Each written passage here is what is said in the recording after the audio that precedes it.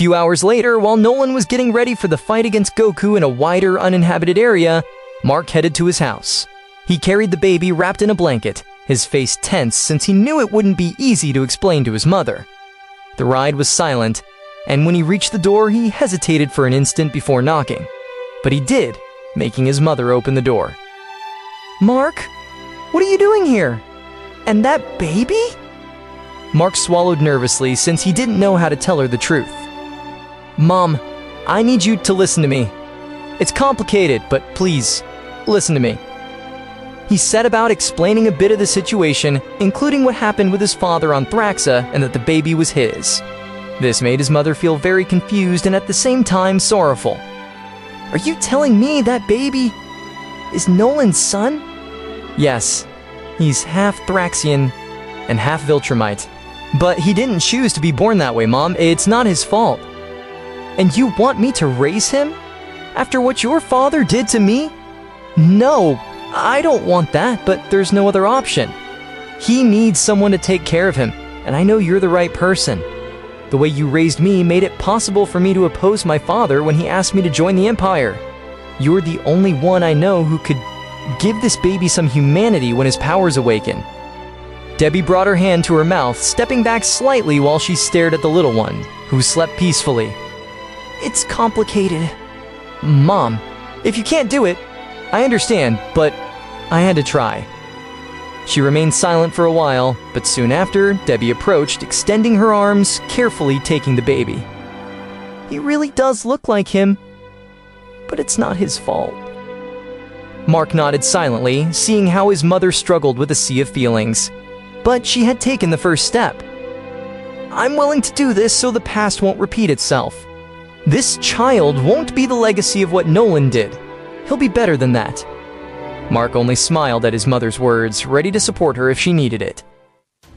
Meanwhile, in a remote desert area in the southwest of the United States, a tough fight was about to take place. There stood Nolan Grayson, a Viltrumite, and Goku, the Saiyan warrior raised on Earth. Both were in combat stance, watching each other intently. "I don't know what you expect from this, but I warn you, I'm stronger than I look." "I know. That's why I'm excited to see your capabilities." Without further words, Nolan lunged forward, propelling himself with great force to gain more speed. This first blow was aimed straight at Goku's face, quick and packed with power, but Goku deflected it with his forearm at an equally astonishing speed. Nolan stepped back in surprise, but immediately charged again with a flurry of attacks. Goku began to dodge Nolan's blows without stopping his smile, moving with grace and lightness. At one point, he counterattacked with a direct punch to the abdomen that made Nolan bend slightly forward, gasping. "You're not bad, but you're using too much power and too little technique. Is that how Viltrumites fight? We're a warrior race, trained from childhood to dominate and conquer. Usually we don't need complex techniques." "I see. Then maybe it's time to show you how a Saiyan fights." Before Nolan could ask, Goku moved so fast that he disappeared completely. A second later, he appeared right behind Nolan and struck him with a kick to the back that lulled him against a nearby mountain. The crash was brutal, causing a partial collapse of the cliff. Nolan flew out from the dust and rocks, visibly irritated by the tremendous attack he had received. But his eyes were fixed on Goku. "From the moment I saw you fight the Viltrumites, I realized your strength. So I wonder, what exactly are you? Because it's clear you're not human." "You're right, I'm not. I was born on another planet, and my race is called Saiyan. Born warriors like you, though very different in spirit." Nolan frowned, trying to process it while readying himself to attack again. This time he increased his speed and launched himself, breaking the sound barrier several times in seconds. Goku took a direct punch to the face that hurled him back several meters. He landed with his feet planted in the ground, leaving a trail in the earth, but his smile remained intact. "Wow, that wasn't bad at all. That punch did pack a lot of power, but you're missing something very important." "What am I missing?" "Control and purpose.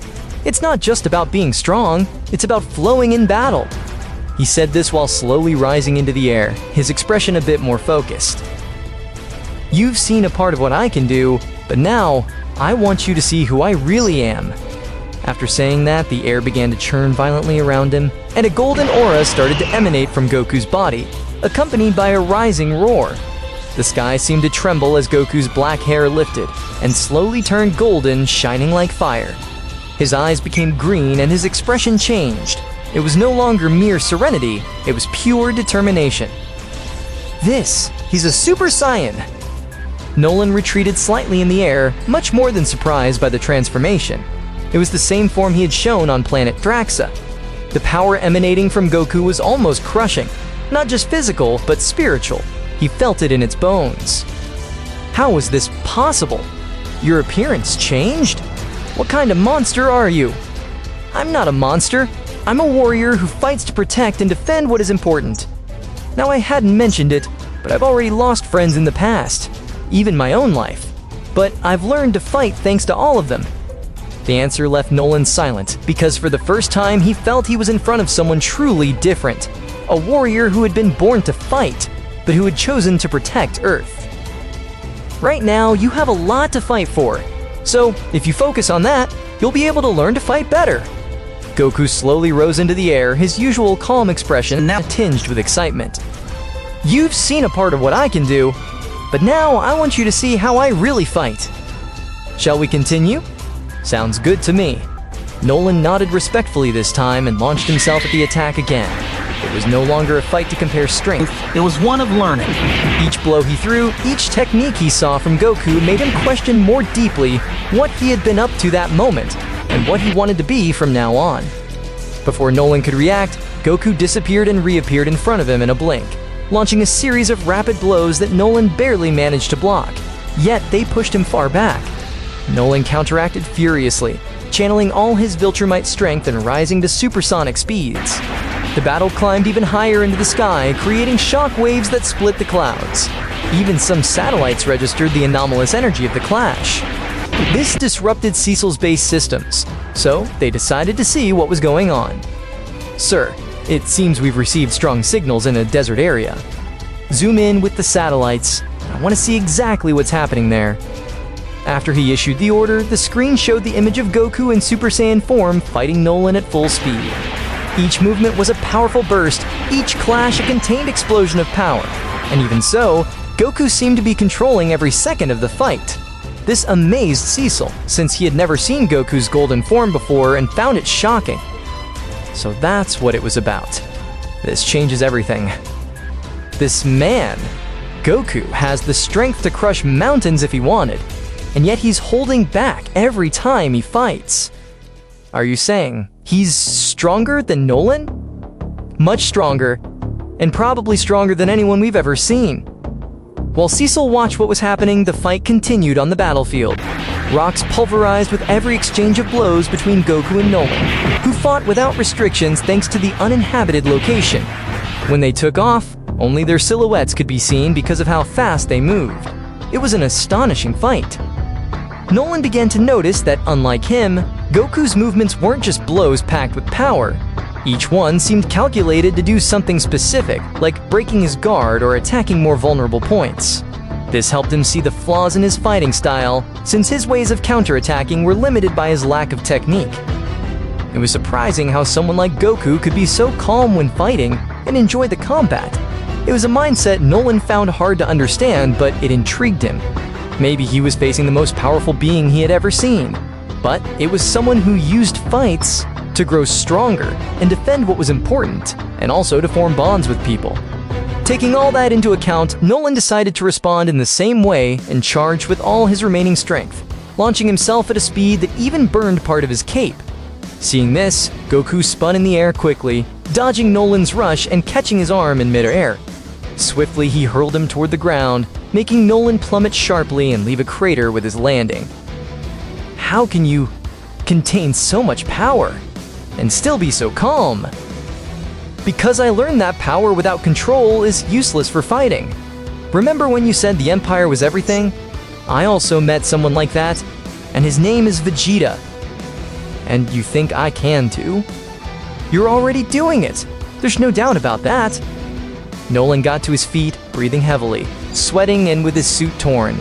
On the other hand, Goku barely had a mark on his clothes. I admit you're stronger. Much stronger. I've never felt anything like this. But it's not humiliating to admit it, because you're a true warrior. I'm glad to see your progress. At that moment, an invisible drone that had been observing the battle withdrew and returned to the base. Cecil had already seen enough, so he leaned back in his seat and crossed his hands on the desk. I had my doubts when he came here and then left the planet with Mark, but it seems Goku isn't a threat. He's an ace up our sleeve we didn't know we had. Are you going to trust him? Something like that. For the first time in a long time, I see a real possibility that humanity will survive what's coming. Back in the desert, Nolan approached Goku and extended his hand. Thank you for this. I never thought a fight could open my eyes. Here's a first time for everything. Now, how about we start training for real? Go ahead. I'm ready. And so a new beginning started. Not only of redemption for Nolan, but of preparation, because Earth's fate hung by a thread. But with Goku on the hero's side, even the past could have a second chance.